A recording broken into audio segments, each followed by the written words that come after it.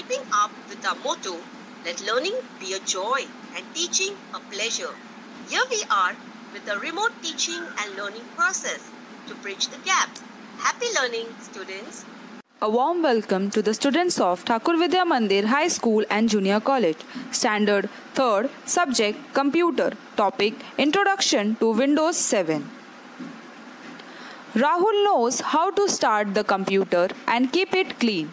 He also knows how to use some simple applications and save the work in files. Rahul now wants to know how to save similar files together in a group and use the computer more effectively. He also wants to know the difference between a file and a folder and how they can be used. Desktop and icons. Microsoft Windows is one of the most widely used operating systems. When we switch on the computer, the Windows operating system is automatically loaded on the computer memory.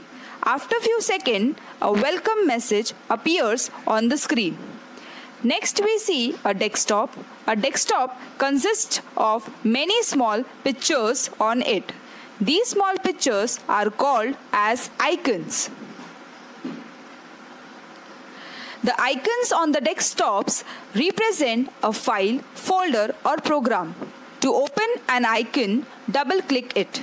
Some of the commonly found icons on the desktop are computer, recycle bin, network.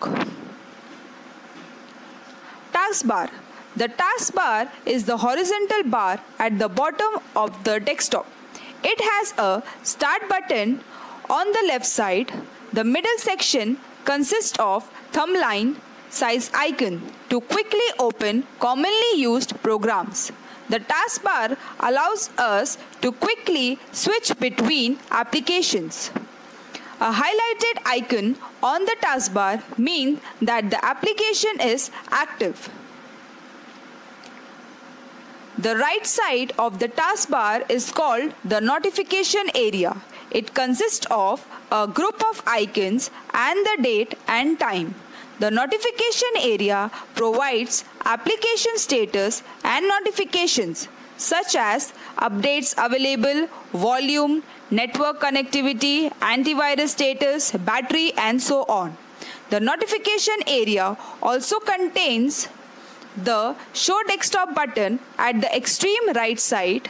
When we click this button, it minimizes all the active windows to show the desktop. The Start button. The Start button is used to open the Start menu. Using the Start menu, we can open documents and application windows. To open the Start menu, click the Start button. The Start menu consists of two panes, the left pane and the right pane. The left pane of the Start menu contains a list of recently opened programs. Some of the programs in the left pane have a right arrow. When we place the mouse pointer over the program having this arrow, it displays the recently opened files or application in that program. When we click all programs in the Start menu, a list of all the programs available on the computer is displayed in an alphabetical order. The right pane of the Start menu contains commonly used folders, files, settings and features. It also has the shutdown button to switch off the computer. Files and folders. We can store any kind of information on the computer in a file. A file is a resource for storing information. There are different types of files that we can store on the computer. They are data files, text files, program files, directory files, sound and movie files. Different types of files store different types of information. For example, the text file will have textual data, while sound and music files will have audio-video data. We should give a name to each file to identify it. If we have some common file, we can store them in a folder. A folder is a storage space where many files can be placed. If we have some common files, we can store them in a folder. A folder is represented by the folder icon. We can create a folder within a folder. Windows Explorer. Windows Explorer allows us to view and manage files and folders. We can create, copy, move, search and rename files and folders on the computer using Windows Explorer. To open Windows Explorer, click the Start button, click All Programs, click the Accessories option and then click Windows Explorer. The Windows Explorer windows appears as shown. Let us have a look at the Windows Explorer interface.